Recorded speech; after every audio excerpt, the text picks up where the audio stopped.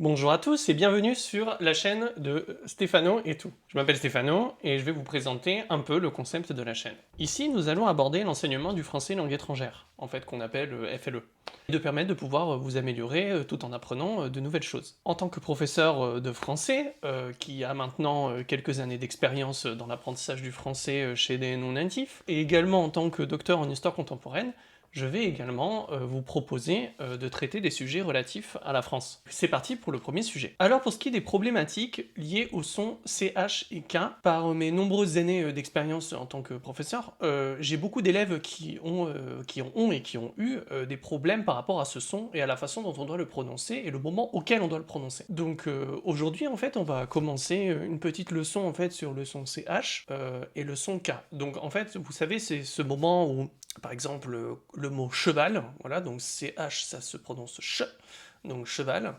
Mais vous avez des mots, en fait, comme charisme, où en fait, on ne prononce pas charisme, mais on dit K, donc le CH devient un K, charisme. Donc en fait, la question qu'on se pose, c'est en fait, à quel moment il faut dire K et à quel moment il faut dire CH. Et ça, j'ai toujours eu des personnes qui m'ont posé ce type de questions, des personnes étrangères. Donc en fait, il faut savoir que lorsque l'on se retrouve avec des sons K, lorsqu'un mot est écrit CH, en fait, c'est que le mot est d'origine grecque. Donc un bon outil, en fait, pour savoir à quel moment il faut prononcer K et non pas ch, donc c'est de savoir si le mot est d'origine grecque ou pas.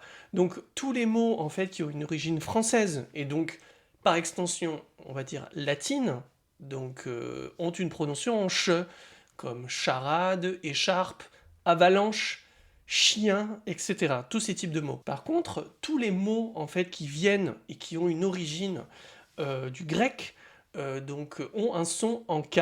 Donc en fait, c'est comme chorégraphie, archange, cœur, charisme, etc. Il en existe plein. Donc en fait, qu'est-ce qu'on...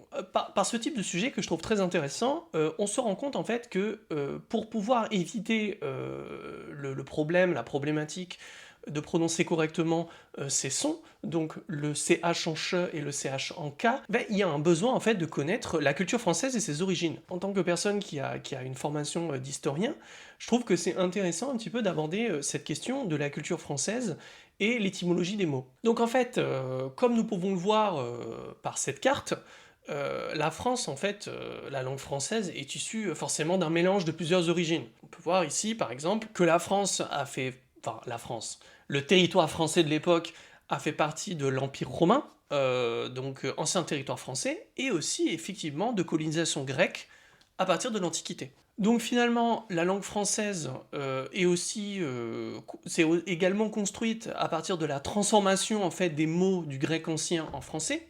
Donc en fait, aux alentours à peu près, bon, je ne suis pas linguiste, hein, mais à peu près aux alentours du XVIe siècle, en fait, le français a commencé à se moderniser et on a remplacé en fait des termes qui étaient latins en termes beaucoup plus francisés. Mais les linguistes de l'époque ont également commencé à franciser les mots grecs pour les rendre beaucoup plus compréhensibles. Par exemple, en fait, nous sommes passés du mot charisma, donc charisma, du grec ancien, à charisme. Donc, par exemple, je vais vous parler du mot charisme. On va un petit peu essayer de comprendre quelle est son étymologie et essayer de comprendre un petit peu d'où est-ce que ça vient et finalement la logique interne par rapport au mot. Donc, comme je l'ai expliqué un petit peu plus au-dessus, le mot charisme vient du grec ancien charisma, charisma. Cela veut dire qualité d'une personne qui séduit, influence ou fascine. Donc en fait, nous pourrions comprendre ce mot directement par son étymologie. En fait, charisma vient du mot charis, qui veut dire la grâce. Et en fait, la grâce, c'est quelque chose que l'on donne à quelqu'un pour être bien vu. Donc en fait, nous comprenons que quelqu'un de charismatique est quelqu'un qui veut plaire pour chercher à obtenir quelque chose, un avantage. Donc en fait, c'est le sens donné par les Grecs. Donc vraiment, le mot charisme, c'est pas que la personne qui est séduite de façon, comment dire, écartée de toute volonté, c'est quelqu'un en fait qui joue sur sa séduction, son influence, pour obtenir un avantage, pour obtenir quelque chose. Maintenant, on va passer au mot chronologie. Donc chronologie, ça vient de deux mots du grec ancien. L'un c'est chronos, qui veut dire le temps, et logos, qui veut dire le discours. Mais logos, ça veut dire aussi la science ou l'étude. Donc la chronologie, ça veut parler en fait de l'étude du temps et de sa succession. Ça peut également être une façon de représenter le temps avec des bandes chronologiques. Donc ainsi, grâce à l'étymologie des mots, lorsque vous vous trouvez face à un mot qui commence par chronos, chronos, en fait vous saurez qu'à chaque fois ce mot se rapporte à la notion du temps. Donc par exemple, vous avez le cas de chronomètre, donc pour mesurer le temps. Vous avez chronopost, donc qui est un nom, voilà, c'est le service qui permet d'envoyer du courrier, etc., etc. Ici, nous allons traiter un mot que je trouve très intéressant, c'est le mot archaïque. Donc attention, hein, c'est bien archaïque et non pas archaïque, hein, puisque c'est un mot d'origine grecque. Donc archaïque vient du grec ancien archaikos, archaikos, qui lui-même descend de archéos, archéos, qui veut dire ancien, tout ce qui est en fait, tout ce qui est vieux, tout ce qui est vraiment daté. Le mot veut décrire quelque chose en fait qui est ancien ou désuet, dans le sens en fait qui n'est pas moderne. Il existe d'autres mots qui sont proches comme archaïque, archéologie, archéologue, etc., etc. Voilà. Donc vous voyez à partir de ce mot-là, archaï, vous voyez en fait de tout ce qui est relatif en fait du thème de ce qui est ancien. Nous allons voir un autre mot qui est également intéressant, c'est le mot chorégraphie. Donc le mot chorégraphie vient de choréa, qui veut dire le chant. Et graphie, graphé, qui signifie l'écriture ou le dessin. En fait, à partir du XVIIIe et XIXe siècle, la chorégraphie signifiait l'art d'écrire la danse. Mais maintenant, c'est plus le fait de composer des danses ou de mettre en place des pas et des figures de danse. C'est celui un petit peu qui gère en fait la façon dont les gens vont se coordonner entre eux pour faire une danse en commun, de façon collective ou parfois même individuelle.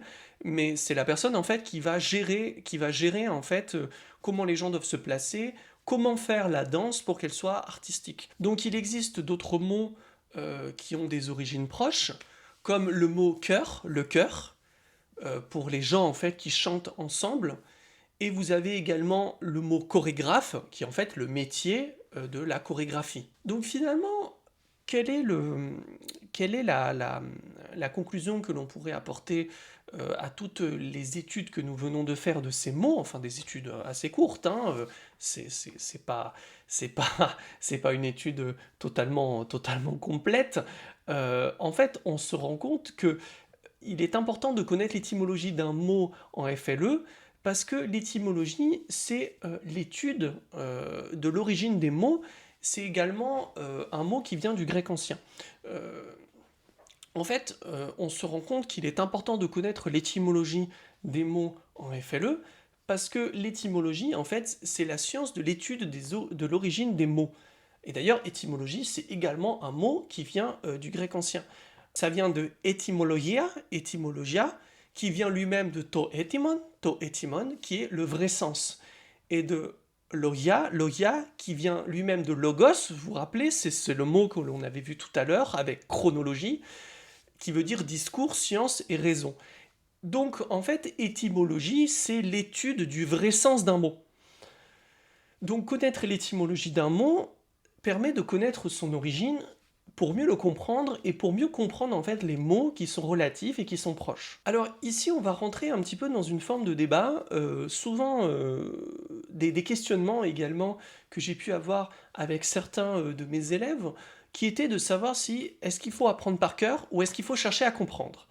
En fait, il existe beaucoup de cas où lorsque l'on apprend une langue, surtout lorsqu'on est vraiment super débutant, ultra débutant, donc tout ce qui est de l'ordre du A1 à A2, euh, il faut souvent apprendre par cœur les règles d'une langue. Souvent, tout ce qui est de l'ordre des règles grammaticales, ou même de l'orthographe, ou effectivement dans le cas des sons CH et K, ou vous avez aussi les cas de certaines règles de liaison, qui sont parfois euh, des règles qui sont parfois un peu difficiles à appliquer, donc on va essayer d'apprendre totalement par cœur les moments où on va appliquer une liaison ou le moment où on ne va pas l'appliquer.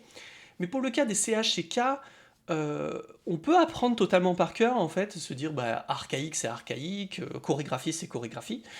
Et donc, du coup, vous apprenez, en fait, par cœur tous les mots qui sont d'origine grecque, et vous savez, en fait, dorénavant, que ces mots-là en particulier, on ne prononce pas che, mais que.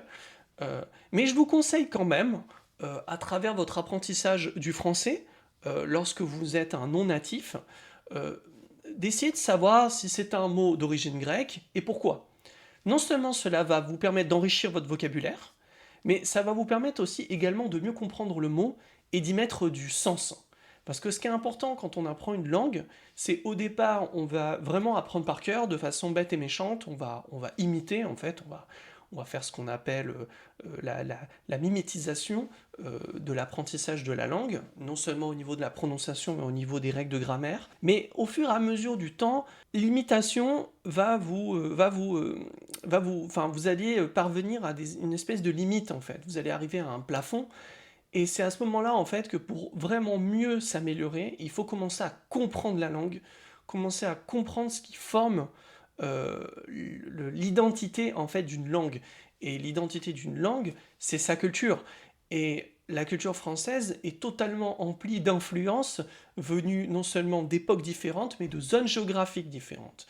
Donc ça, c'est quelque chose qu'il faut vraiment apprendre, et il faut vraiment développer sa curiosité intellectuelle par rapport à ça. Donc voilà, ben merci beaucoup de m'avoir écouté par rapport à ce sujet que l'on a traité de façon vraiment très, très parcellaire, hein, de façon très, très limitée, mais pour moi c'est une façon de vous intéresser à un certain type de sujet, donc en l'occurrence le son CH en CH et le son CH en K, qui par extension est aussi donc un sujet de savoir quelles sont l'origine des mots qui font partie de la langue française. Je ne sais pas si vous êtes au courant, mais par exemple, la langue française, quasiment presque une bonne partie, on va dire un tiers des mots de la langue française sont tirés de l'anglais, et l'anglais lui-même, quasiment la moitié du langage que l'on retrouve, enfin des mots de vocabulaire que l'on retrouve en anglais sont tirés du français. Donc vous voyez vraiment, les langues européennes, certaines s'interpénètrent, hein, elles se sont totalement influencées au fur et à mesure des époques et des âges. Donc c'est intéressant et c'est important d'essayer de connaître ces influences pour pouvoir mieux finalement aborder la question des sons et de pourquoi les Français ont décidé de prononcer ces mots comme ça. Voilà, donc j'espère que cette vidéo vous aura plu. N'hésitez pas à vous abonner à la chaîne pour de nouvelles vidéos. Je pense qu'au niveau du rythme, on va essayer de poster, on va dire, une vidéo par semaine. Si jamais vous êtes intéressé par le fait de faire des cours collectifs, sachez que Tout et moi-même, nous faisons des cours collectifs que nous donnons au cours de la semaine ou même le week-end. Voilà, donc pour tout renseignement, n'hésitez pas à nous contacter en message privé, non seulement sur notre Twitter ou sur notre Instagram. Sachez également que nous avons une page Facebook, une page professionnelle sur laquelle vous pouvez vous inscrire, sur laquelle on met des news pour essayer un petit peu de tenir au courant du groupe d'élèves que nous avons créé. Je tiens également à remercier tous nos élèves qui m'ont donné l'idée de créer cette chaîne YouTube et de finalement mettre en place ces espèces de modules. Et vraiment, je les en remercie très, très chaudement, et vraiment, cette vidéo est en partie réalisée grâce à vous. Voilà, merci beaucoup.